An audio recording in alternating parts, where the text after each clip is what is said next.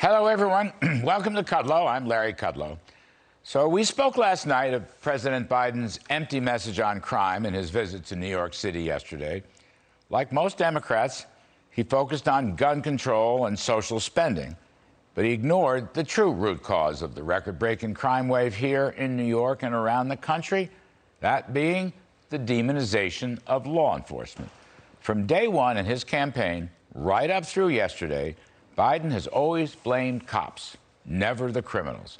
And here in New York, we've had to put up with a no bail, no jail approach to law enforcement that downgraded armed robberies, downgraded assaulting cops, drug dealing, subway fare hopping, criminal recidivism, among other things.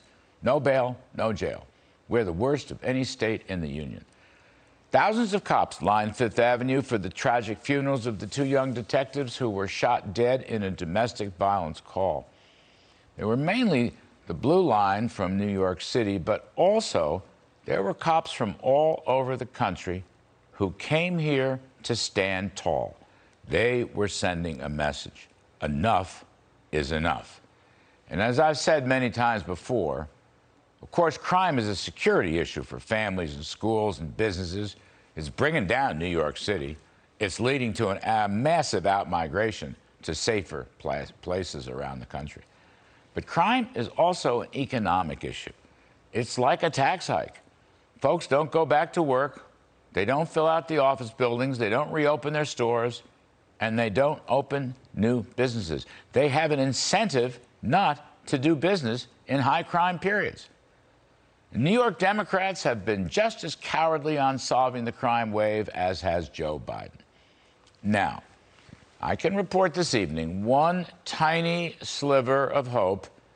This crazy, woke, soft-on-crime Manhattan DA, Alvin Bragg, he's actually backing down on a pair of controversial policies. So, commercial robberies committed with knives and guns will once again be prosecuted as felonies. It ain't much. It should never have been in his original soft-on-crime memo in the first place. But it's a little something. On the other hand, I would say, as Rudy Giuliani mentioned, Bragg's entire soft-on-crime memo should be completely reversed, scrubbed, shredded, burned. So this little sliver of light is just a very tiny beginning. You know, I just keep thinking about those thousands of cops that lined Fifth Avenue. In the second funeral, actually extended all the way from 50th Street, where's St. Patrick's Cathedral, all the way back down to 35th Street, according to observers. Even a greater blue line than the first funeral. And of course, their message, enough is enough. These cowardly politicians should stop attacking the cops and should instead listen to the cops, take their advice, and have the cops' backs. This is a New York story, but it is also a national story. This is make-or-break moment for the city, but I think it's a make-or-break moment for the entire country. And that's my riff this evening.